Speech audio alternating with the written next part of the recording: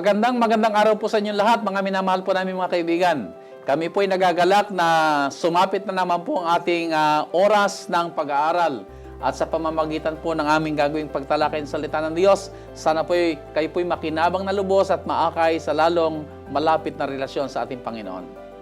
Ako po mula inyong lingkod, Pastor Ben Casimiro. At sa pagpapatuloy po ng ating talakayan sa ating leksyon ay makakasama natin muli si Dr. Ilioma. Welcome po sa ating programa. Salamat, Ben, at lagi kong pinananabikan ang ating pag-aaral at pakikibahagi sa pagtalakay ng ating leksyon.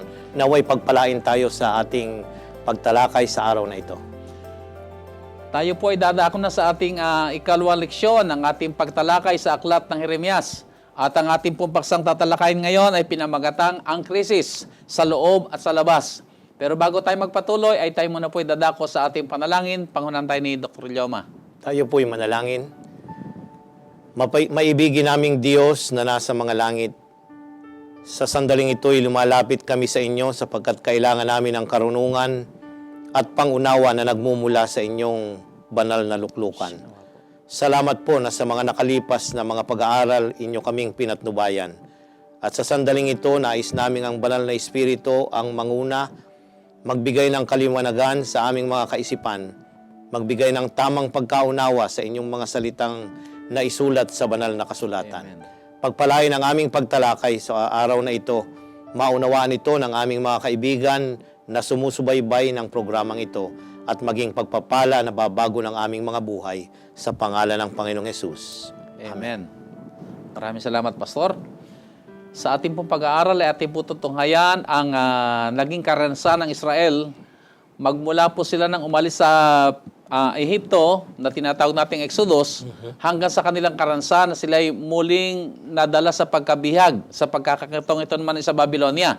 Sa mahabang panahon ito, makita natin ang maraming mga leksyong tinuturo ng Panginoon at kung paano sila rin ay nagpapaulit-ulit na bumabagsak sa kanilang mga kamalian at sa kanilang kapahamakan. Pastor, ano bang karanasan ng Israel na sabihin natin na makakapulutan natin sila ng mayamang aral sa ating kapanahunan? Ang ating leksyon sa linggong ito, Pastor, ay tinatalakay ang karanasan at ang pagbabalik sa mga nakalipas na mga kasaysayan sa bayan ng Israel mula nang sila ay ilabas mula sa lupain ng pagkaalipin o yung Ehipto at dalahin sila sa lupang pangako. Subalit doon ay ating mapapansin na nakalimutan nila ang Panginoon pagkatapos ng maraming beses na sila'y pinatnubayan, iningatan, pinagpala, ay dumarating yung pagkakataong sila'y naglilingkod sa ibang mga Diyos-Diyosan at dahil sa kanilang paglilingkod ay dumarating sila dun sa sitwasyon na tinatalakay nating krisis sa kanilang karanasan. Okay, Pastor, ano ba yung krisis na yon na binabanggit sa ating leksyon? Pwede bang mabigyan ng kahulugan o ano bang nasa likod ng krisis na ito? Ang krisis na ating tinatalakay dito, Pastor, ay yung katatayo ang kinalalagyan ng lahat ng tao at ng bawat individual mula nang ang tao ay magkasala doon sa halamanan ng Eden. So, nung ang tao ay nahulog sa kasalanan, si Adan at Eva ay nahulog sa kasalanan, ay nagsimula na ang tao masumpungan ang kanyang sarili doon sa tinatawag na krisis. Yung sitwasyon na siya ay napapalayo sa Diyos at nagkakaroon ng mga bunga ang kanyang pagtalikod sa Diyos, siya ay nahihirapan, pinag-uusig, at nagkakaroon ng maraming suliranin sa araw-araw na buhay. So, Pastor, dito sa ating pag-aaral ay nakita natin yung kasaysayan ng Israel. Ano man dahilan sila palagi nahuhulog dito sa krisis na ito? Sa tala ng mga hukom, at magandang tunghayan natin, Pastor, at ito'y binanggit din sa ating pag-aaral, sa aklat ng mga hukom, ang talata ay 10 hanggang 15, ng Kapitulo 2. Atin pong basahin. Okay, ganito. Kapitulo 2, ang talata ay 10 hanggang 15. At ang buong lahing iyon ay nalakip din sa kanilang mga magulang. At dooy may ibang lahing bumangon pagkamatay nila na hindi nakikilala ang Panginoon ni ang mga gawa na kanyang ginawa sa Israel. At ginawa ng mga anak ni Israel ang masama sa paningin ng Panginoon at naglingkod sa mga Baal. At kanilang pinabayaan ng Panginoon, ang Diyos ng kanilang mga magulang, na naglabas sa kanila sa lupain ng Ehipto at sumunod sa ibang mga Diyos, sa mga Diyos ng mga bayan na nasa palibot nila. At sila yumukod sa mga yaon at kanilang minungkahi ang Panginoon sa galit. At kanilang pinabayaan ang Panginoon at naglingkod kay Baal at kay Astaroth. At ang galit ng Panginoon ay nag-alab laban sa Israel. At kanyang ibinigay sila sa kamay ng mga mangluloob na lumuob sa kanila. At kanyang ipinagbili sila sa mga kamay ng kanilang mga kaaway sa palibot, na anupat sila hindi makatayong maluwat sa harap ng kanilang mga kaaway. Saan man sila yumaon, ang kamay ng Panginoon ay laban sa kanila sa ikasasama nila. Gaya ng sinalita ng Panginoon at gaya ng isinumpa sa kanila ng Panginoon, sila'y nagipit na mainam. Yung huling bahagi ng talatang iyong binata, Pastor, ay sila'y nagipit ng mainam. Ito yung sitwasyon na crisis o krisis. Yung naku-corner ka sa isang sitwasyon na wala ka nang magawa. At kagaya dun sa tanong mo kanina, ano yung kadahilanan? Kanilang pinabayaan, tinalikuran, at kinalimutan yung Diyos na nagligtas sa kanila mula Ehipto at pumagpala at pumatnubay sa kanila. So, ibig sabihin ay, dito makita natin, Pastor, yung krisis na binanggit ay hindi lang talaga sa karanasan ng Israel, kundi magmula pa sa panahon ni Adan, talaga nagrap na yung krisis na yon na ito yung kinalimutan o tumalikod sa Diyos.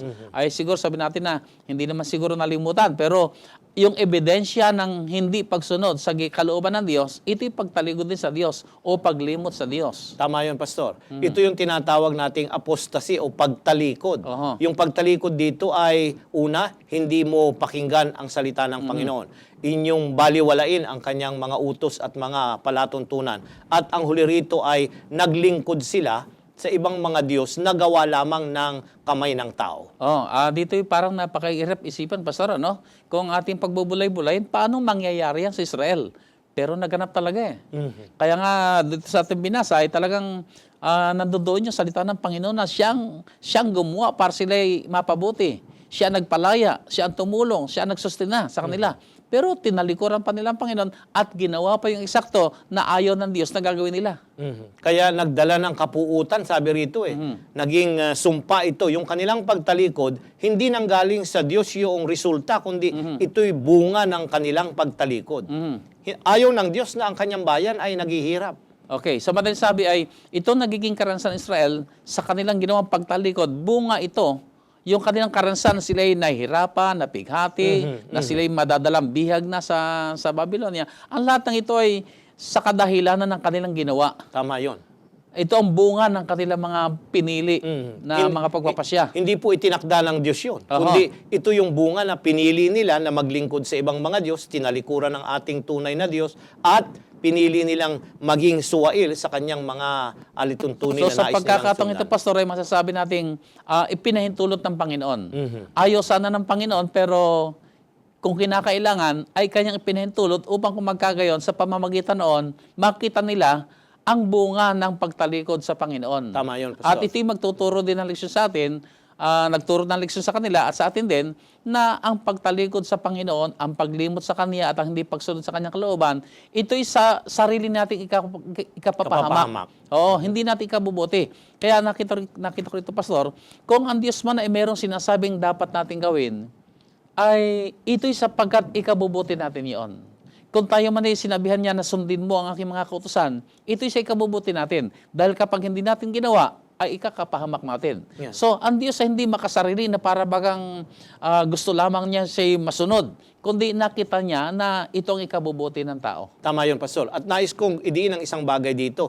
Ang Israel, siya yung piling bayan ng Diyos dito. At nagkaroon siya ng pakikipagtipan sa Diyos na naging dahilan na sila ang piniling bayan sa lumang tipan.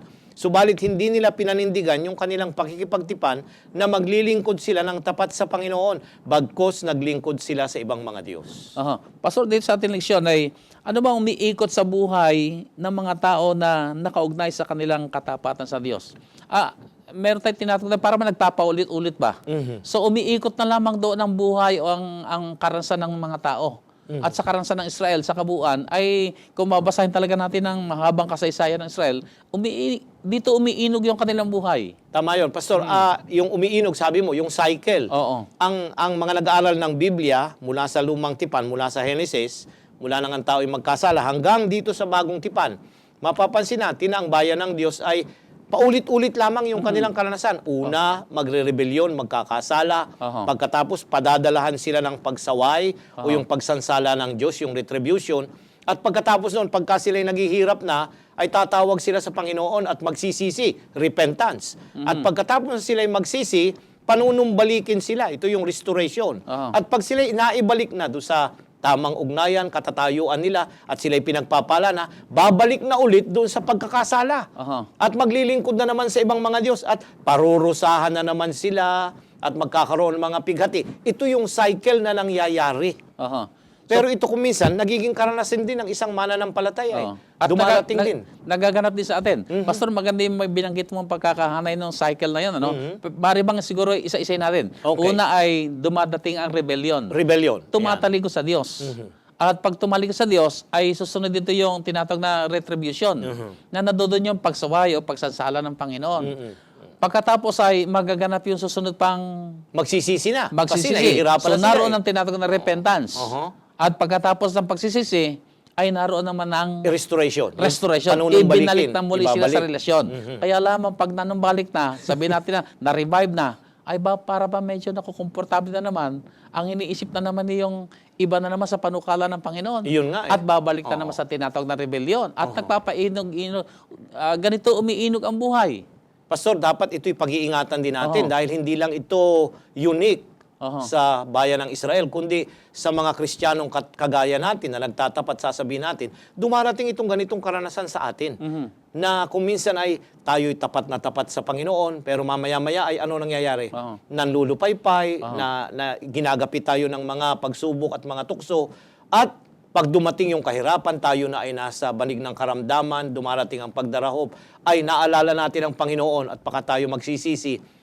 Tinutugon ng Panginoon yun. Pinababalik tayo. Hindi magpakailanman ang ating pagdurusa, kundi ibabalik niya tayo doon sa katatayuan natin. At pagkatapos noon, ay dapat ay patuloy na tayong magtapat. Pero hindi Pagkatapos na babalik ng ganon, ay nauulit pa rin. Babalik ulit tayo doon sa maghihimagsik, magkakasala, at tatalikod muli sa Panginoon. No, Pastor, kung babasahin natin ang kasaysayan ng Israel, talagang maraming beses talaga nagpapaulit-ulit para baga ang tingin ko ay napakahirap talagang turuan.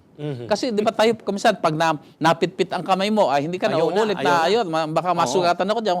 Pero ang Israel ay talagang nagpapaulit-ulit. Na, Pastor, sa ganitong karanasan, paano tayo makakapulot ng mahalagang leksyon? Ang tinutukoy natin dito, Pastor, bayan ng Diyos Merong, sila yung mga tinawag, sila yung mga pinili, sila yung mga kinikilala na, at inaangkin nila, sila yung mga lingkod ng Diyos. And yet, ito yung kanilang karanasan. So, maaring, kung nangyari ito sa kanila, maaring maulit din sa ating panahon. So, anong mga leksyon ang dapat nating mapulot na ang krisis na ito, o yung cycle na yon sa kanilang karanasan ay hindi basta mailayo tayo sa ganung mga karanasan. Unang-una, kung tutunghayan natin ang banal na kasulatan, ay sabi dun sa 1 Korinto at ating basahin, Pastor, 1 Korinto, ang talata ay 10 hanggang talatang 11, kapitulo 10, 1 Korinto. Okay? Maganda po ito'y ating Sa baybayin. 1 Korinto, kapitulo 10, ang talata ay 11. Ganito ang wika. Ang mga bagay nito nga'y nangyari sa kanila na pinakahalimbawa at pawang nangasulat sa pagpapaalala sa atin na mga dinatnan ng katapusan na mga panahon. Isinulat ni Pablo ito, tinitingnan yung karanasan ng Israel sa lumang tipan, yung paulit-ulit na kagaya ng ating tinatalakay, na paalaala sa atin. Warning, reminder para sa atin na huwag nating ulitin ito sapagkat ito'y naganap na at doon na nga naging dahilan kaya ang karamihan sa kanila ay hindi nakapasok sa bayang pangako. Sila ay nangamatay doon sa pagkaalipin sa Babylonia at hindi na nakabalik sa kanilang lupang pangako. Pastor, kung aking binabasa itong kasaysayan talaga ng Israel, para may damdamin ako na sabi ko, pasaway talaga itong mga ito. Pero tinitingnan ko sa sarili ko, hindi kaya maaari na gano'n na rin tayo. Na mayroong mga kalooban siya and yet, iginigit natin yung sarili nating kagustuhan. Alam mo, Pastor, ang nagiging nakakapagtaka pa ay ang Diyos nangungusap sa kanila. Ikalawa, nagpapadala siya ng kanyang mga propeta. May mga pari na naglilingkod, na nagtuturo ng tama, na nakasulat sa mga isinulat ni Moses. Pero ang lahat ng ito nawala ng saysay. Yung trabaho at pagpapaalala ng propeta, yung mga ginagawa doon sa seremonya sa tabernakulo na paalaala kung gaano kabuti ang Diyos sa kanila sa pagliligtas, binaliwala nilang lahat ito eh. At ito'y tuwiran talagang ginagawa. Na nandoon yung propetang sinasabihan talaga ng tuwiran na ito ang dapat niyong gawin. And yet, diretso rin sila sa kanilang sinasabing, hindi yan ang gusto namin gawin. Ganito ang gusto namin gawin. At kung babasahin pa natin ang aklat ng Jeremias, ay talagang paulit-ulit. Si Jeremias naman hindi naman nagsasabi na ito ang gusto kong mangyari sa inyo. Ito ang dapat kong gawin. Hindi eh. Ginagamit niya palaging ito ang salita ng Panginoon. Kaya sa mga Israelita, malinaw talaga sa kanila na mensahe yun galing sa Panginoon. Gayunman ay iba pa rin ang kanilang ginagawang pagtugon. Kasi ang tao, Pastor, ay kagaya nga ng likas na ating napansin, nang siya'y magkasala na, ay madaling makalimot. Yung pagkalimot niya ng mga bagay na ito, ang nagdadala sa kanya doon sa pagtahak ng landas na papalayo sa Panginoon. Kaya nga, maliban na ating alalahanin ang mga salita ng Diyos at ang kanyang mga paalaala sa atin, ay madali tayong masinsay sa daan ng katwiran. Pastor, tingnan natin siguro sa ating leksyon yung binabanggit ito mga prinsipyo na mga kasama ang kanilang ginawa. Kasi kung ito'y matututunan natin, ang sabi nga ay matuto tayo sa kanilang karanasan. Kung dinaanan nila, ay wag na natin daanan. So sa ating pag-aaral, ano ba yung mga kasama ang ginawa ng Israel na talagang sinaway sila ng Panginoon? Now, kung atin pong papansin, bumalik tayo, ang tinatalakay natin sa leksyong ito, Pastor, ay ang aklat ng Jeremias. Ang Kapitulo 2, tanging-tangi. Kaya nga aking inaanyayahan ng ating mga taga-subaybay na basahin sana ang aklat ng Jeremias Kapitulo 2 sa ating pagtalakay ng leksyong ito. Ang talata ay masumpungan sa talatang 13. 13, ganito ang wika. Sapagkat ang bayan ko ay nagkamit ng dalawang kasamaan. Kanilang iniwan ako na bukal ng buhay na tubig at nagsigawa sa ganang kanila ng mga balon na mga sirang balon na hindi malalamnan ng tubig. Narito ang Diyos ay nagsabi, dalawa lang daw. Okay, dalawa yung kanilang kasalanan. Una, kasama ang ginawa. Una, iniwan ako. At yung ikalawa, nagsigawa na pinalitan ang Diyos na bukal ng tubig, pinalitan ng mga balon na hindi nagkakaroon ng tubig. Yung balon kasi rito ay cistern ang ginamit dito. Noong unang panahon ay naguhukay sila sa lupa kasi disyerto yon at yun ay iniimbakan ng tubig pagka panahon ng tag-init at doon nilalagay yon. Iba ito doon sa well. Ito ay cistern. So panahon ni Jeremias ay parang may banga siyang malaki. Oo, nilalagay sa ilalim ng lupa na sa panahon ng mga krisis at mga digmaan, kinakargahan ng tubig 'yon kasi mawawalan ka lang supply ng tubig, madali kang mamamatay. Ay pinalitan nila na wala namang mga tubig, sabi ng Panginoon, sapagkat siya lang yung tunay na bukal ng buhay, subalit nagkaroon sila ng pagnanasa pa sa maglingkod sa ibang mga Diyos. At dito, akala nila makakasatisfy ng kanilang mga pangailangan yung pagtitiwala sa ibang mga Diyos. So, Pastor, ibig sabihin ay, ang isang napakalaking kasamaan na maaaring magawa ng isang tao ay yung kalimutan niya ang Diyos o tumalikod siya sa Diyos. Tama yun. Ito'y diretsong sinabihan ng Panginoon ng Israelita, tinalikuran ninyo ako. So, ito isang malaking kasamaan. At sa salita ito mismo ng banal na kasulatan na malaking kasamaan yung pagtalikod. Paano kaya nagaganap naman sa ating panahon na tayo tumatalikod din sa Panginoon? Ayan, Pastor. Unang-una, meron tayong mga responsibilidad sa ating relasyon sa Diyos. Unang-una, ang pananalangin ay bahagi nito.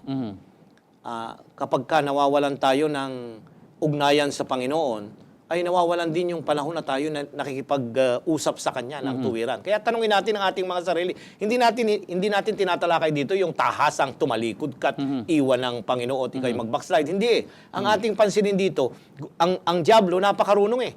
Ginagawa niya tayong abalang-abala sa napakaraming bagay na nakakalimutan natin na yung pakikipag-usap sa Kanya, pag-aaral ng Kanyang salita, at yung pagbubulay-bulay na ang Panginoon ay kasama natin. Pag ito'y laging wala, pansinin mo, Pastor, pagka ikaw ay kulang sa panalangin, anong nararamdaman mo? Parang mahina ka, no? Oo, nangihina tayo sa pananampalataya. Tinatamad tayo na makiparticipate sa mga activities na ikabubuti at paglilingkod. Ito yung mga ginagawa at ito'y gradually, ito yung ginagamit doon sa aklat ng Hebreo na drifting away na ginamit sa Kapitulo 2. Unti-unti tayong iniaanod, papalayo sa Panginoon noong mga bagay na akala natin ay hindi mahalaga, pero yun ang mga basic ng pananampalataya. Oh, si Pastor, siguro pag tinanong natin ng Kristiyano ngayon, ay sasabihin na, aba, hindi ako nakakalimot sa Panginoon. Kaya lamang, ay hindi na nga lang priority. Di ba? Hindi na siya nagiging priority. Sabi niya, abay, nananalangin pa rin naman ako, basta may panahon. Ay, nagbabasa pa rin naman ako ng Biblia, basta may pagkakataon lang. Pagkakataon. So, hindi priority, pero sa ganitong mga bagay, sabi mo nga yung drifting away, hindi mo namamalayan, ay ganun ka na pala. Kaya nandoon din yung pag-iingat na ito, tingnan natin isang kasamaan sa harapan ng Panginoon, yung tayo makalimot o hindi natin siya pinag-uukulan ng pansin. At Pastor, malinaw ito sa aklat ng Mateo 6:33, na unahin muna natin. So sa lahat ng aspeto ng buhay, mga minamahal namin mga kaibigan, ay upang hindi tayo maakay sa kasamaan ng pagkalimot o pagtalikod sa Panginoon, ay yung unahin natin siya sa lahat ng mga bagay. Tama yun. Sa lahat ng ating mga tinatangkilik, unahin natin siya. Sa pagkagising natin sa umaga, unahin mo na kaagad ang makipag-ugnayan sa Panginoon. Unahin natin palagi ang Panginoon sa lahat ng ating mga pagpapasya. Kung tayo may mga pasya na gumawa ng negosyo o mamasukan o ano man ating gagawin, ay napakagandang unahin natin ang Panginoon na siya ating lapitan at italaga sa Kanya ang lahat nating mga pasya at gagawin. Tama yun, Pastor. At sa ganitong mga bagay, mailalayo tayo doon sa kasamaan ng pagkalimot o pagtalikod sa ating Panginoon. Pastor, ano pa yung kasamaan na binabanggit dito sa ating leksyon? Ang ikalawang kasamaan na binanggit dito ay nagsigawa sa ganang kanila ng mga balon. So gumawa sila ng kapalit ng Diyos. Kasi iniwan nila ang Diyos, ay kinakailangan nila ng Diyos na dapat paglingkuran. At ang nakuha nilang mga Diyos, ay yung mga Diyos-Diyosang nasa kapaligiran nila. Inadapt sila noong mga cultural gods na nasa kanilang mga kapaligiran. At akala nila, dahil ito ay nakikita, ito ay nahahawakan, ay sapat na ito na makaibsan doon sa kanilang mga pangailangan na ng makapangyarihan na pumatnubay sa kanila. Pero nagkulang ito. Hindi ito naging enough na masatisfy yung kanilang pangailangan. Ibig sabihin, gumawa sila ng para bagang kakumpetensya ng Diyos. Ang sabi ng Panginoon, ako ang inyong Diyos. Ay sabi naman nila, gusto namin gumawa ng nahahawakan namin at nakikita namin. Ay di gumawa sila ng kakumpetensya. Pero ito hindi nakapagbibigay lugod sa Panginoon. Tama yon. Kasi ang nangyari, ang Diyos ay makapangyarihan, ay nais nilang hawakan at kontrolin ang Diyos. Ito yung problema ng idolatry. Inilalagay natin ang Diyos sa isang botelya na pwede nating parang genie na pagkailangan natin ay pakakawalan at pagka hindi na, bumalik ka na. Ganon. Ang Diyos ay alam nyo, kung minsan dumarating ang ganitong karanasan, Pastor, sa mga mananampalataya.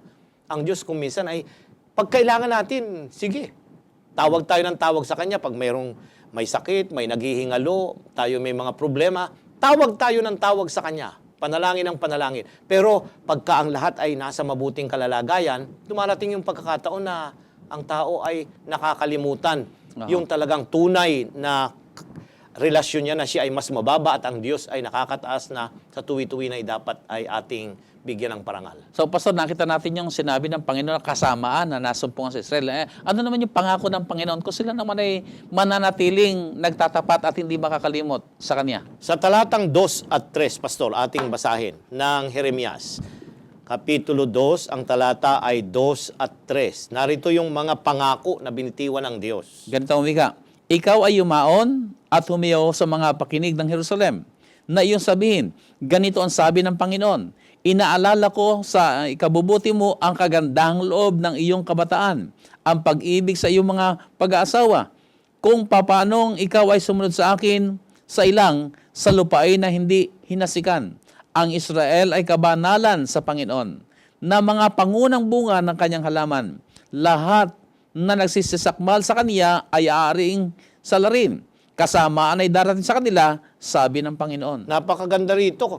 Ang sabi niya ay lahat ng magkakaroon ng plano na sila ay sirain at puksain, ito yung pangako ng Diyos eh. Hanggat sila ay magtatapat sa kanila, walang darating na mga kahirapan at mga pigati, walang sasakop sa kanila. Nakagaya ng nangyari dito sa Jeremias na sila ay nasa isang military crisis na nariyan na. Naririnig na nila ang mga tambol ng kaaway galing norte na malapit nang sumaklaw sa kanila. Pero dito ang sabi ng Panginoon, hindi ito darating sa inyo kung ikaw ay magpapatuloy at ang iyong pag-ibig ay magiging ganap sa akin. So ito'y pangako ng Panginoon. Pangako At ito ito'y pangako na sabi mo nga ay nandoon nakaadya na yung panganib na sila'y sasalakay na ng mga taga-Babylonia. At sa pagkakataong yon, sinasabi sila ng Panginoon na hindi mangyayari ito kung kayo ay magtatapat at hindi makakalimot. Pero pansinin natin, Pastor, kagaya ng sinabi natin, sapagkat alam nyo, ang mga taong ito sa lumang tipan, nasa kanila ang Diyos eh. Kilala nila kung sino yung tunay na Diyos. Ikalawa, nandun yung kanyang mga propeta. Nandun yung kanyang mga pari na gumagawa dun sa templo para paalalahanan sila kung ano ang itinakda ng Diyos na paraan ng pagliligtas sa kanila. Naroon ang templo, lalong-lalo na. Pero ano ang nangyari? Pinagmamalaki nila yun eh. Pinagmamalaki nila, nandito ang templo, may pari kami, may propeta kami, ang Diyos ay hindi niya kami iiwan. Basta, dahil ang templo ay narito. So, Kami yung tanging bayan at hindi kami pababayaan ng Panginoon. Sa ganitong kalagayan, Pastor, ay malinaw nila nakikita lahat na para bagang hindi tayo pwedeng maggabi, hindi tayo pwedeng masakop ng mayan dahil Tama, narito nga, yung binanggit mo, narito ang propeta, narito ang templo, narito ang mga pare. Ay, paano ba nadadaya ang tao sa kanilang kalagayang spiritual na ito na nga kapahamakan na nga nila ay ang akala pa nila ay walang panganib? Maganda yung ginamit mo eh, self-deception eh. Yung kanilang nilinlang ang kanilang mga sarili. Sa Jeremias, Kapitulo 2, tayo ay nasa Kapitulo 2, Pastor, ito yung sentro ng ating pag-aaral. Ang talata ay 23 at 24. Ganito ang wika. Paanong masasabi mo, hindi ako nagpakahawa, hindi ako yumaong sumunod sa mga Baal? Tingnan mo ang iyong daan sa libis. Talasasin mo kung ano ang iyong ginawa. Ikaw na maliksing dromedaryo na dumadamba sa paglakad. Isang asnong babaeng mailap na sanay sa ilang na sumisigasing sa kanyang nais, sa kaniyang pagkakataon. Sino makapagliligaw sa kaniya? Silang lahat na nagsisihanap sa kaniya ay hindi mapapagod. Sa kanyang kabuwanan ay masusumpungan siya. Narito, ang sitwasyon dito ay gumamit ng matalinhagang paghahambing si Jeremias. At ginamit niya yung mga pangungusap dito na para bagang ang bayan ng Diyos ay hindi sila pwedeng maligaw, mawala, sapagkat ang Diyos ay nasa kanila. At ang dahilan nito ay yung kanilang self-deception, yung nilinlang nila ang kanilang mga sarili na dahil may templo, meron silang pari, may propeta, nasa kanila ang ilang bahagi ng banal na kasulatan na unang ibinigay sa kanila ng mga propeta at ni Moses, ay siguridad na nila yon. Sapat na yon. Bagamat masama ang ginagawa nila at hindi nila sinusunod yung kalooban ng Diyos na naririto, ay akala nila yun ay garantiya na. Parang hawak-hawak nila yung anting-anting kung gagamitin ko. Meron kaming anting-anting. Itong mga itong aming protecting power na hindi kami magagalaw dahil nasa amin itong mga ito. Pastor, dito sa banal na kasulatan, talagang malinaw na ilang beses nilang sinisigaw ng paulit-ulit. Ang templo ng Panginoon, ang templo ng Panginoon, ang templo ng Panginoon, na para bagang sinabi mo ngayon, na parang anting-anting na hanggat narito ang templo ng Panginoon, hindi kami matitinag. Hindi magagalaw. Pero dito makita natin, Pastor, yung para bang nabaling yung kanilang pagtitiwala mula sa Diyos patungo doon sa mga bagay na kanilang nakikita. So nandoon ngayon yung salip na sila tumawag sa Panginoon, lumapit sa Panginoon, ay ang kanilang lamang pinanghawakan ay yung security ba na narito ang templo. Hindi tayo mapababayaan ng Panginoon. Kaya itong bagay na ito ay ating isipin, paano kaya natin pwedeng iugnay ito sa ating karanasan ngayon, Pastor?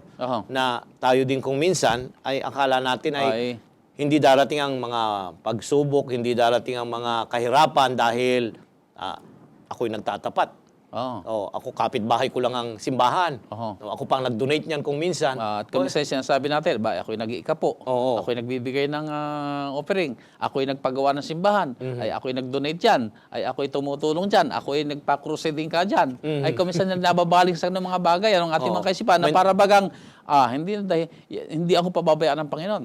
Hindi ako malulugi kasi nagbigay ako ng tithe. Para bagang gano'n. Yung tirahan ng bahay ay doon tumitira ang mga pastor at manggagawa. Sabi nila ay talagang hindi darating ang mga kahirapan at mga pagsubok. Pero hindi Yung puso, may krisis Hindi lamang doon sa sitwasyon pero may krisis sa kanilang mga puso. Pastor, yung ating mga binanggit na yun, hindi masama yung mga yon.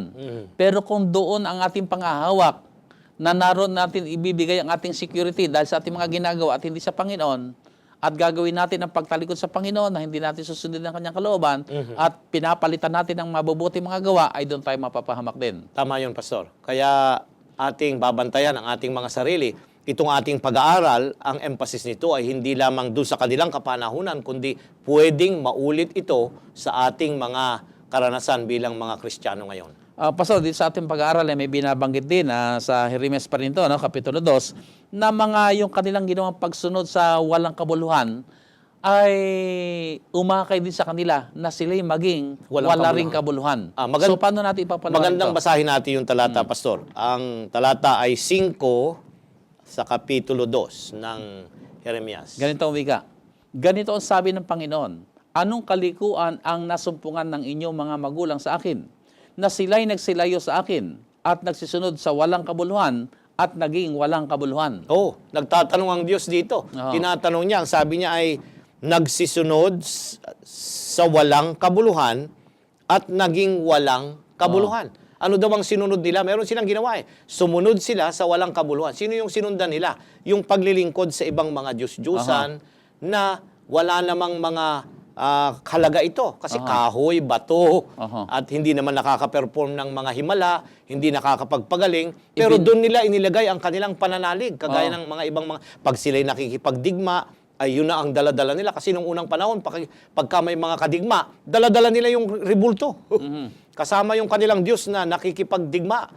Kasi ito yung concept sa lumang tipan. Pero ano nangyari? Sila'y naging walang kabuluhan. Ang ibig sabihin, sila mismo, yung resulta nito sa kanilang mga kabuhayan ay naging walang meaning ang kanilang mga worthless ang ginamit doon sa translation Naging walang halaga lahat kasi yung kanilang pinagtuunan, pinaglagakan ng tiwala ay wala ring mga kabuluhan. So sa maling sabi, Pastor, para magkaroon tayo ng halaga, ituon natin ang ating pansin doon sa mas mahalaga. Mas mahalaga. At ang mas mahalaga ay walang iba kundi ang ating Diyos. Panginoon. So ito isang paanyay sa ating lahat mga taga-subaybay na kamusta po? Ating suriin ang ating 24 oras na nakaraan. Na pagtuunan po ba natin pansin ang mga bagay na higit na mas mahalaga, kagaya ng mga bagay ng langit, kagaya ng mga bagay na mahalaga sa Panginoon. Sapagkat ito yung tunay na may halaga. Pero kung tayo magbabaling na lang sa mga bagay na hindi masyadong mahalaga, ay ang sabi ng banal na kasulatan naging gayon din tayo. Tayo rin ay nawawalan ng halaga sa paningin ng ating Panginoon. Gusto natin tayo'y mahalaga. Di ba? Lahat ng tao gusto sila'y mahalaga.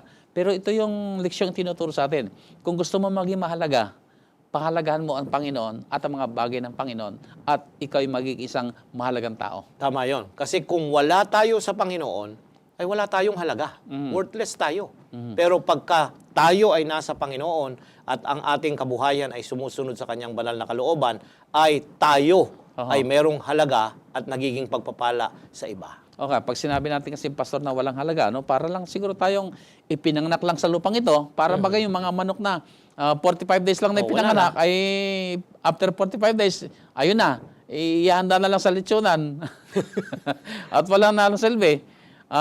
Parang ganun na rin ating buhay. Basta lang tayo sumulpot sa lupang ito, na hindi natin nagawa yung plano ng Panginoon sa ating buhay, yung kanyang panukala, ay walang silbi. Hindi tayo magkaroon ng satisfaction. Yung buhay ba natin na hindi natin makita yung meaning ng kahalagahan na tayo ipinanganak sa lupang ito at bakit tayo naririto. Tama yon. At dapat makikita natin na pag tayo'y nasa Panginoon, ay yung aking gagawin, yung aking mga layunin, ay may purpose. Merong dapat gampanan ako dahil ito ang panukala ng Diyos sa ating mga buhay. Okay, Pastor, pagpatuloy natin. Narito ngayon yung Babylonian threat. Ano yung pagsalakay na gagawin ng Babylonia? At sa ating pong pag-aaral, ipansin natin na ang Diyos mismo ang nagbigay ng kaharian ng Israel sa kamay ni Haring Nabucodonosor na hari ng Babylonia. Now, paano ito naganap at anong layunin ng Diyos sa pangyayaring ito? Alam mo si Jeremias, ay isinulat ito mismo sa kanyang tala dito sa Kapitulo 25, Pastor. Ang talata ay 8 hanggang 12. Baybayin natin kung bakit pinahintulutan ng Diyos na mabihag ang Huda Okay, at napailalim sa pagkaalipin sa Babylonia. Kapitulo 25, Talata ay 8 hanggang 12. kaya't ganito ang sabi ng Panginoon ng mga hukbo, sapagkat hindi ninyo dininig ang aking mga salita. Narito, ako'y magsusugo at kukunin ko ang lahat na angkan sa hilagaan, sabi ng Panginoon, at ako'y magsusugo kay Nabucodonosor, Malinaw, Pastor. na hari sa Babylonia, na aking lingkod, at aking dadalhin sila laban sa lupain ito. at laban sa mga nananahan dito at laban sa lahat ng bansang ito sa palibot at aking lubos na lilipulin sila at gagawin ko silang katigilan at kasutsutan at mga walang hanggang kagibaan. Bukod dito, ialisin ko sa kanila ang tinig ng kalayawan at ang tinig ng kasayahan, ang tinig ng kasintang lalaki at ang tinig ng kasintang babae, ang tunog ng mga batong gilingan at ang liwanag ng ilawan. At ang buong lupaing ito ay magiging sira at katigilan at ang mga bansang ito ay maglilingkod sa hari sa Babylonia na 70 taon. At mangyayari pagkaganap ng 70 taon na aking parurusahan ng hari sa Babylonia. At ang bansang yaon, sabi ng Panginoon, dahil sa kaniyang kasamaan at ang lupain ng mga Kaldeo at aking gagawing sira magpakailanman. Pastor, ay sa iyong mga talatang binasa ay malinaw na ang unang-una, ang Diyos ang may panukala ng pagsusugo kay Nabucodonosor at ang mga taga-Babylonia na lusubin ang bansang Israel. Kung hindi ito pinahintulutan ng Panginoon, ay walang magagawa yung Babylonia at si Nabucodonosor. Pero ginamit niya ang Haring Nabucodonosor at ang mga sundalo ng Babylonia para turuan ng leksyon ang kanyang bayan. Pastor, gusto ko lang ilagay yung sarili ko sa kalagayan siguro ng panahon ng mga haring ito. No? Maaring isipin ko kasi, Pastor, na paano mangyayari yun? Imposible yun. Tayo ang bayan ng Diyos. Di ba, ang Israel?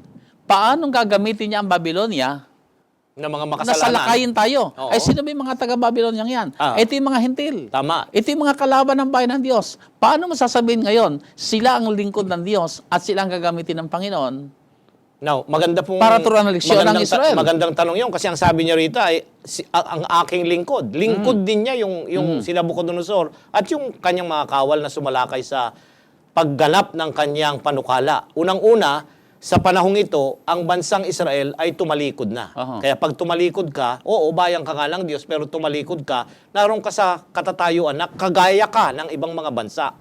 Okay? So pantay sila dito. Hindi pwedeng mas mataas ang Israel at ang kaysa sa mga taga-Babylonia. So, pinahintulutan ng Diyos na salakayin sila para ituwid dahil mali yung landas na kanilang tinatahak. At dahil dito, ginamit niya itong mga taong ito. At duwalang purpose ng Panginoon.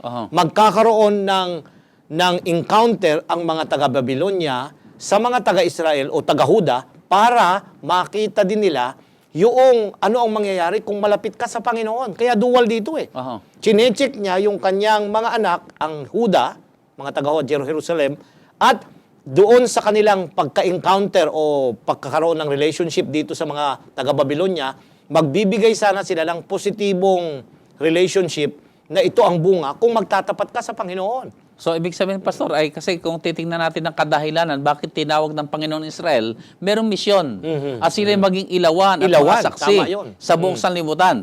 Ay hindi nila ginagawa ng kanilang sarili. Kaya, ipinahintulot na rin ng Panginoon ang pagdating ng Babylonia sapagkat kung sumalakay ang Babylonia, dadalhin sila sa Babylonia, doon sila ngayon mamumuhay na talagang ginaganap yung kanilang misyon. Tama na yun. sila ilawan sa sanlibutan at sa pamamagitan din naman ng mga kaalamang nasa kanila, ay yung mga taga-Babylonia maakay din sa katotohanan. At nakita natin yan, Pastor, sa karanasan nila Daniel at ng kanyang mga kasamahan at ni Jeremias na pare-parehong dinala doon, na yung kanilang pagtatapat sa tunay na Diyos, naging dahilan para makilala ng mga taga-Babylonia, lalong-lalo na sila Nabucodonosor, kung gaano kabuti ang Diyos kung tayo'y tapat sa Kanya. Pastor, by the way, sa ating hindi kasama sa ating leksyon, pero kung babasahin natin ang aklat ng Daniel, Kapitulo 4, ang hari mismo ay naging isang mananampalataya ng buhay na Diyos. At hindi lang siya naging isang mananampalataya, kundi gumawa pa siya ng isang batas na lahat ng mga tao sa kanyang kaharian ay dapat kumilala at maglingkod sa mga Diyos sa ni Diyos ni Daniel at ng tunay na Diyos. Walang purpose, Pastor. So dito, nang gamitin niya ang Babylonia, bakit? Kasi gusto rin ng Diyos na ang mga taong ito maligtas. Kasi ang tingin ng mga Israel, itong mga taong ito, ay panggatong lang sa impyerno. Wala silang karapatan sa kaligtasan dahil sila nga ay mga hidden o mga hintil, ay sila lang ang bayan ng Diyos. Hindi eh. Mahal din ng Diyos ang mga taong ito. Kaya nga, itong digmaang naganap dito ay nagpapakita ng isang malaking tunggalian, yung concept natin, ng salakayin dito. So, ang bayan ng Diyos kasama sa malaking tunggalian. At pwede tayong nasa panig ng Panginoon o pwede tayong nasa panig ng kaaway. Okay, Pastor, binanggit mo kanina na gagamitin ng Panginoon ngayon ang bansang Babylonia para maparusahan ang Israel. Ay gaano ba talaga kalawak o katalamak ang kasamaan ng Israel para maging ganoon katindi o kahirap ang dadaanan nilang kaparusahan? Now, dito sa tala ni Jeremias sa Kapitulo 5, Pastor, ang talata ay 1 hanggang 3, ating baybayin. Jeremias, Kapitulo 5, ang mga talata ay 1 hanggang 3. Gaano kalawak? Kasi yun ang tanong mo Okay. ng Sa kanilang talatang pagsalangsang. 1 1 hanggang 3. Ganito umika. Magsitakbo kayong paroot parito sa mga lansangan ng Jerusalem. At tingnan ngayon, at alamin, at hanapin sa mga luwal na dako niyon, kung kayo'y makakasumpong ng tao, kung may sinuman na gumagawa ng kaganapan, na umahanap ng katotohanan at aking patatawarin siya. At bagaman kanilang sinasabi, buhay ang Panginoon, tunay na sila'y nagsisumpa na may kasinungalingan. O Panginoon, hindi baga tumitingin ang iyong mga mata sa katotohanan? Iyong ihampas sila, ngunit hindi sila nangagdadamdam. Iyong pinugnaw sila, ngunit sila'y nagsisintangging tumanggap ng saway. Kanilang pinapagmatigas ang kanilang mukha sa higit ng higit kaysa malaking bato. At sila'y nagsitangging manumbalik. Na magkagayoy sinabi ko, tunay na ang mga ito ay dukha. Sila'y mga hangal, sapagat hindi sila nakakaalam ng daan ng Panginoon o ng katulan ng kanyang Diyos. No, napansin mo, Pastor, ang mga salitang ginamit dito ay sila'y hinampas pero hindi sila nagdamdam, sila'y sinaway pero ayaw silang magpasaway, at sila'y nagsitangging manumbalik. So talagang intentional na ayaw na nilang pakinggan ng Panginoon. Ayaw nilang makinig sa pabalita ng Panginoon through Jeremiah. Tuwiran nga kasi rin ang pananalita ni Jeremias na ito ang salita ng Panginoon. Pero ayaw nila. Ayaw. Kasi kapasyahan nila yun Yung tao ay nakapasyahan at ito ay kung minsan, at mapapansin natin sa susunod na leksyon, nagpapasimula kasi ito, Pastor, sa mga Pangulo. Kung ano yung Pangulo, yun din ang mangyayari. At marahil isa pa rin doon ay yung pride bang tinatawag, hindi nila matanggap na ito yung paraan ng Panginoon. O kumbaga, mahirap talaga isipin niya, tayo ang bayan ng Diyos. Bakit ba ibang mga tao pa yung gagamitin na yan? No, pero nandoon nga yung kaisipan na ayaw na nilang sumunod sa mga panukala ng Panginoon. Yung bang ayaw nila magpasakop. Ayaw. Kung minsan nagaganap dito sa ating pastor, na may kalooban ng Panginoon, may panukala siya, pero gawa marahil ng pride ay ayaw natin sundin. Halimbawa, Pastor, ay meron kang may galit sa'yo. Ay papayong kitang kausapin mo na. Ay kami sa yung pride ba na? Ay di siya lumapit sa akin. Ba't ako lalapit sa kanya? O, di ba? Parang kamisan ganun din ba? Parang yung pagpapakumbaba at paghingi ng tawad ay parang bumababa ang iyong katatayuan. Hindi Sa Panginoon, yung taong nagpapakababa at humihingi ng patawad sa Kanya, yun yung taong itinataas niya. Sabi ng banal na kasulatan. Kaya dapat pansinin natin na pag dumarating tayo sa ganitong mga katatayuan, ay tanggapin natin kung ano man ang pagsansala ng Panginoon, magpakababa tayo at tanggapin natin. At manumbalik tayo sa Kanya, yun ang punto. Pastor, dito sa ating binasang talata, ipinapakita na Jeremias, na ang sabi ng Panginoon, humanap. Ay walang masumpungan. Ang kaisipan dito, Pastor, ay humanap ka ng tao kung meron pang matuwi dyan. Humanap ka ng tao dyan kung meron pang kumikilala sa Diyos. Kaya kagaya ng ating napansin, kagaya ng panahon ni Abraham, di ba? Ang sabi niya, hindi ko pupuksain ng Sodoma at Gomora basta makasumpong ka ng 50. Maya-maya ay ibiniba niya sa 10. Panginoon, paano kung may 10? Ay May gugunawin mo pa rin ba? No, sabi ng Panginoon, hindi na. Hindi. Pero wala. Wala. Dahil ilan lang silang naligtas nung gabi, si Lot at ang kanyang sambahayan. Sabi, ang kaisipan dito na binabanggit ni Jeremias ay ganito na kalawak ang apostasy at ang kasamaan ng Israel. Kaya talagang dapat nang dumating sila sa pagpaparusa. Ay may kasabihan din tayo, Pastor, na ay kapag kapuno na ang salop, ay yan ay kinakailangan ng kalusin. Ay siguro ito yung panahon ng pagkakalos na hindi naman para ipahamak ang Israel, kundi para maturuan sila ng leksyon at sila'y manumbalik. Kagaya na nga cycle na binanggit mo kanina, kung naroon ng rebellion, ay di kailangan dumating na yung retribution. Yung pagsaway ng Panginoon. Upang maakay sila sa repentance, yung pagsisisi, at ang sila ay magkaroon ng karanasan na sila ay Kasi yung kanilang pagtalikod sa Panginoon ay nagiging balakid para kanilang ipakilala sa ibang mga taga-ibang bayan kung sino ang tunay na Diyos. Kaya nga, dito pansinin ninyo ay mga laban ng mga Diyos ang mga pinag-uusapan eh. Yung pinaglilingkuran nila ay mga Diyos din na mga Diyos-Diyusan.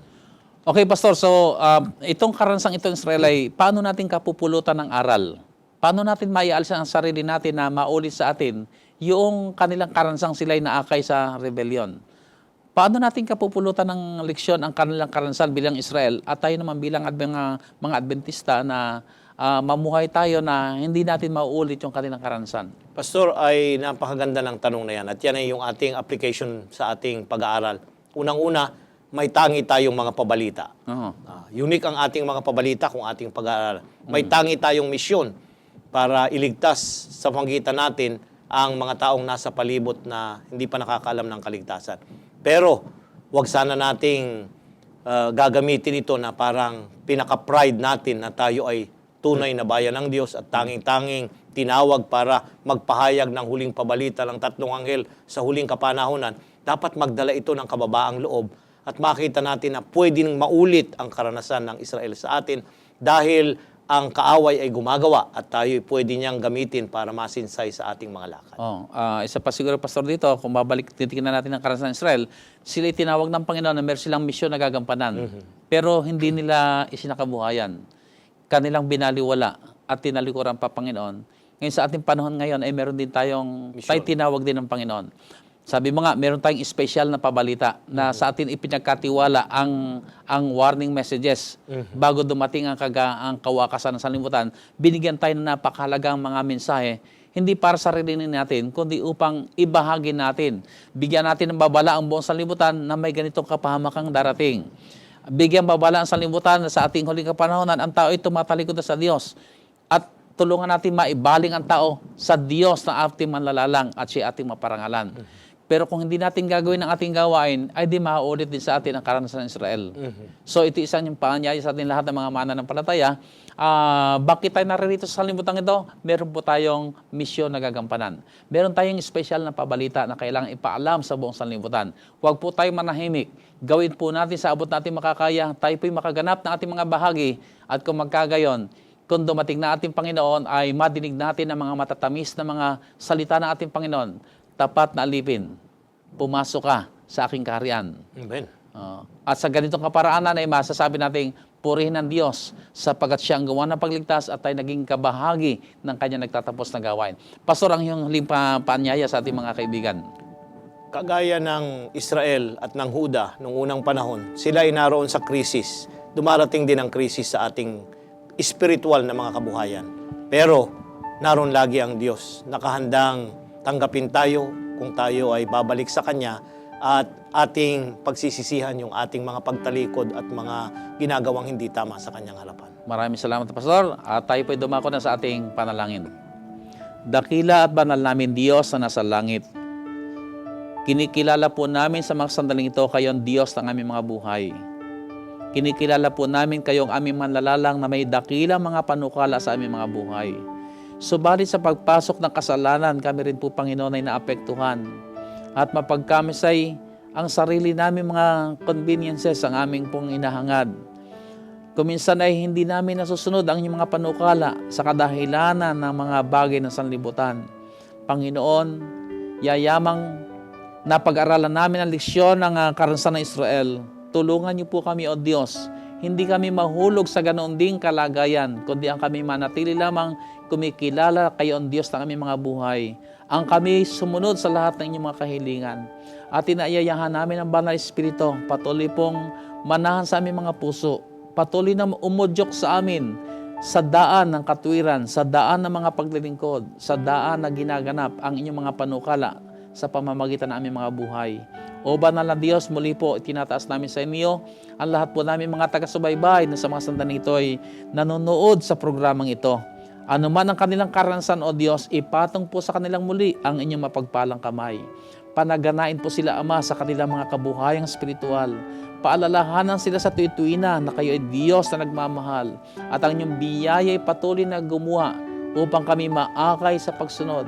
maakay na magalak sa inyo at ang mamuhay kami na ginaganap ang mga misyon, ang mga gawaing ipinagkatiwala niyo sa aming mga kamay. Maraming salamat po, O Diyos, sa pagtugon sa aming mga dalangin. Alang-alang po ang lahat sa dakila at banal na pangalan ng aming Panginoong Hesus. Amen. Muli po mga minamahal namin mga kaibigan, maraming salamat po na kami niyong sinamahan dito sa ating pong ginawang pagtalakay ng salita ng Panginoon. At sana po sa pamamagitan ng mga leksyong ito ay naakay po tayo sa pagpapasya. Magtatapat tayo sa Diyos hanggang sa wakas. Pagpalain tayong lahat ng ating Panginoon.